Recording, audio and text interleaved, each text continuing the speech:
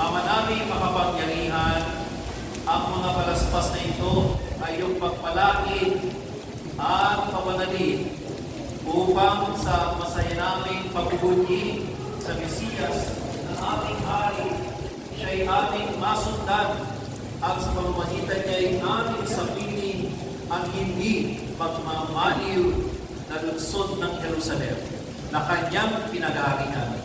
Kasama mo ang Espiritu Santo, magpasawalang hanggan. Amen.